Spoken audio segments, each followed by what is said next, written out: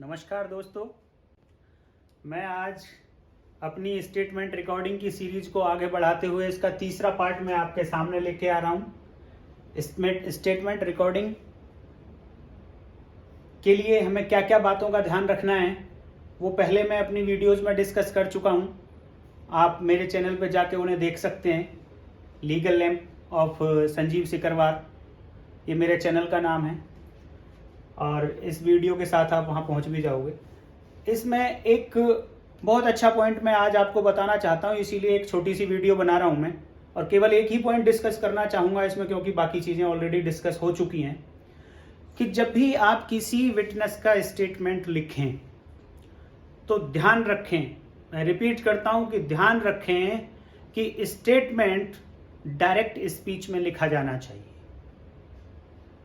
Direct speech में means कि जो विटनेस आपको बोल रहा है उसी की लैंग्वेज में लिखना है। ये समझ के लिखना है कि आप विटनेस की जगह पे बैठे हैं और आप उसी की तरफ से स्टेटमेंट लिख रहे हैं।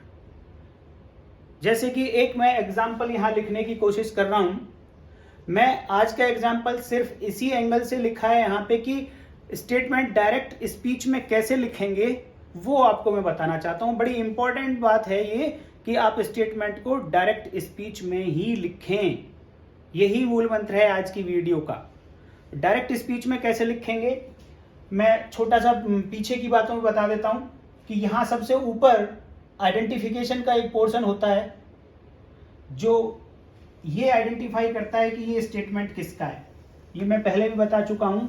तो इस पोर्शन में हमको उस पर्सन का आइडेंटिफिकेशन लिखना है जिस विटनेस का आप स्टेटमेंट रिकॉर्ड करने जा रहे हैं। उसमें उस विटनेस का नाम आएगा, यहाँ पे वो मिस्टर विजय कुमार हैं। उनके पिताजी का नाम आएगा, उनके पिताजी मिस्टर अमिताभ हैं। उनका कंप्लीट रेजिडेंशियल एड्रेस आएगा जहाँ पे वो रहते हैं, उनकी एज आएगी और उनका फ़ोन नंबर आएगा। ये वो सारी चीज़ें हैं जो एक विटनेस को यूनिक बनाती हैं और बाकी लोगों से डिफरेंशिएट करती हैं। तो ये आइडेंटिफिकेशन कंप्लीट हो जाने के बाद मैंने बताया था कि दूसरा पॉइंट प्रोविजन ऑफ लॉ होता है कि जिस प्रोविजन ऑफ लॉ में आप स्टेटमेंट रिकॉर्ड करने जा रहे हैं वो प्रोविजन आप यहां लिख दें। पुलिस मोस्टली 161 सीआरपीसी के अंतर्गत स्टेटमेंट रिकॉर्ड करती है एफआईआर दर्ज होने के बाद। तो इसीलिए यहां मैंने लिख दिया है U/S means under section 161 CrPC, the code of criminal procedure. उसके बाद तीसरा पार्ट मैंने बताया था कि एक दो लाइन में आप उस विटनेस का इंट्रोडक्शन देंगे। तो ये इतना पार्ट, ये 3 लाइन मैंने लिखी है, मैं पढ़ के भी बताऊंगा। ये उस विटनेस का इंट्रोडक्शन है जिससे किसी भी कोर्ट को, एडजुडिकेटिंग अथॉरिटी को या जो भी कोई पढ़ेगा उससे पता चल जाएगा कि उस विटनेस का स्टेटस क्या है, उसके माइंड का स्टेटस कितना होगा, कितना पढ़ा लिखा है। तो मैंने यहाँ पे देखो, उससे भी पहले मैंने मेन थीम है आज की वीडियो की कि स्टेटमेंट डायरेक्ट स्पीच में होना चाहिए। तो कैसे शुरू करेंगे, प्रोविजन लिखने के बाद शुरू करेंगे ही स्टेटेड कॉमा। डायरेक्ट स्पीच में लिखना है इसलिए आप कॉमा लगाएंगे और उसके बाद इन्वर्टेड कॉमा लगा के आप बिगिन करेंगे स्टेटमेंट को। और इन्वर्टेड कॉमा में लिखी गई बात होने का मतलब ये होता है कि जैसे बोला गया है वही लिख दिया गया है। तो यहां पे ये आई मैंने लिखा है, I permanently reside at the above mentioned address and work with LIC having its office at Jeevan Bharti building, parliament Street, near Parliament police station. ये 3 लाइन में उस विटनेस का इंट्रोडक्शन लिख दिया गया है। यहां पे आई इन्वर्टेड कॉमा शुरू होने के बाद मैंने आई लिखा है। हिंदी में शुरुआत करेंगे, कॉमा लगाएंगे, यहां हिंदी में लिखेंगे बयान किया, की नहीं लिखेंगे, बयान किया, कॉमा लगाएंगे। उसके बाद में इन्वर्टेड कॉमा शुरू करेंगे और फिर लिखेंगे मैं उपरोक्त पते पर स्थायी रूप से रहता हूं और LIC के ऑफिस जो Jeevan Bharti building parliament street road पर स्थित है मैं काम करता हूं। ये उसका इंट्रोडक्शन होगा।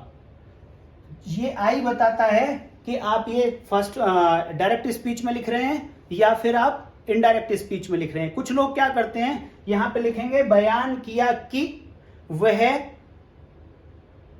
उपरोक्त पते पर रहता है और वह इस डिपार्टमेंट में काम करता है।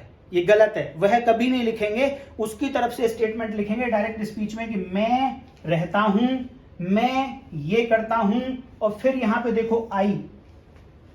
अब मैंने इसके आगे साथ ही बता देता हूं कि ये तीसरा पार्ट था इंट्रोडक्शन का। ये आइडेंटिफिकेशन, ये प्रोविजन ऑफ लॉ, ये इंट्रोडक्शन वो समझ रहे होंगे जिन्होंने पहले मेरी वीडियो देख ली है। अगर नहीं देखी है तो प्लीज वापस जाइए, एक बार देखिएगा उनको, फिर यहां से आगे शुरू करिए। ये इंट्रोडक्शन के बाद फिर ये मेन बॉडी का पार्ट शुरू हो जाता है। मेन बॉडी में मैंने आपको बताई थी वो 5 बातें, उनके बारे में आप याद रखें और जब जब उनका आप वर्णन करें तो उनका आइडेंटिफिकेशन साथ में लिखते जाएं। तो लिखा है मैंने टुडे। उससे भी पहले मैंने बताया था कि जिस पॉइंट की घटना विटनेस बताने जा रहा है उस पॉइंट पे वो विटनेस क्यों था, ये रीजन उसके स्टेटमेंट में आना चाहिए। अगर वो रीजन नहीं बता सकता विटनेस वहां पे क्यों था तो उसके विटनेस की रिलायबिलिटी कम हो जाती है। तो इसलिए आप विटनेस के स्टेटमेंट में उसके जस्ट बाद, इंट्रोडक्शन के जस्ट बाद आप ये लिखें कि जिस पॉइंट की घटना वो बताने जा रहा है उस पॉइंट पे वो विटनेस किस कारण से प्रेजेंट था।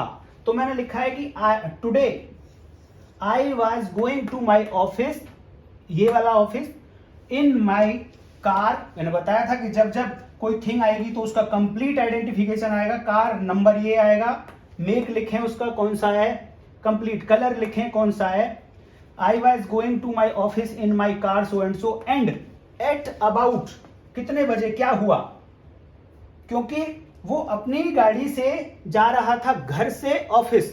तो जो घटना स्थल है वो घर और ऑफिस के बीच में पड़ता है, इसलिए वो वहां पे प्रेजेंट था।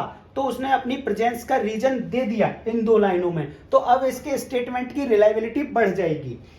अब इसके आगे आप शुरू करेंगे एट अबाउट, टाइम देंगे, टाइम आप पूरा लिखें, एएम और पीएम। कई बार सुबह, शाम, दोपहर ये लिखना भूल जाते हैं, तो पूरा लिखें कि एट अबाउट 10 AM, जब 10 बजे। व्हेन आई, फिर से आई बताता है कि डायरेक्ट स्पीच में लिखा जा रहा है, वह नहीं लिखेंगे, ही नहीं लिखेंगे। आई रीच्ड एट, वो प्लेस जहां पे इंसिडेंट हुआ है, जब इतने बजे मैं इस प्लेस पे पहुंचा ऑफिस जाते हुए, घर से ऑफिस जाते हुए, तब उसने क्या क्या देखा वो सब स्टेटमेंट में लिखेंगे। जैसे वो बोलेगा वैसे ही लिखेंगे। तो इस तरीके से स्टेटमेंट लिखते लिखते लिखते कंप्लीट उसकी बॉडी जब हो जाए तो लास्ट की लाइन में उसकी आप प्रेयर लिख दें फिर लास्ट में कि वो अब ये चाहता क्या है। अगर वो इंडिपेंडेंट विटनेस है, वो विक्टिम नहीं है, तो केवल प्रेयर वाले पार्ट को फिर छोड़ सकते हैं। सिंपल, जो जितना उसने देखा उतना लिखा। और लिखने के बाद फिर लास्ट में जाके आप क्या करेंगे, लास्ट में जब आपका उसका स्टेटमेंट कंप्लीट हो जाएगा फुल स्टॉप लगाएंगे और फिर इन्वर्टेड कोमा बंद कर देंगे। इन्वर्टेड कोमा यहां शुरू हुआ था और यहां बंद कर देंगे और आपका यहां पे स्टेटमेंट कंप्लीट होना चाहिए। सारे के सारा स्टेटमेंट डायरेक्ट स्पीच में होना चाहिए। आज की वीडियो की ये थीम थी, आप ये ध्यान रखेंगे स्टेटमेंट लिखते समय। और दोस्तों, मैं रात को ये वीडियो बना रहा हूं जिससे कि आवाज ना आए, फैन बंद कर दिया है, एसी बंद है, थोड़ा गर्मी भी लग रही है। तो मैं आपसे रिक्वेस्ट करूंगा कि मेरी वीडियो को आप लाइक जरूर करें, अपने दोस्तों को, साथियों के पास शेयर करें और सब्सक्राइब कर लें और नोटिफिकेशन ऑन जरूर कर लें कि मैं छोटी छोटी इस टाइप की वीडियोस डिफरेंट पॉइंट पे बनाता रहूंगा जो आपके काम की होंगी। आपका नोटिफिकेशन ऑन होगा तो वीडियो जैसे ही मैं अपलोड करूंगा आपको पता चल जाएगा, जिससे कि आप उसे देख सकते हैं। थैंक यू दोस्तों, नमस्कार।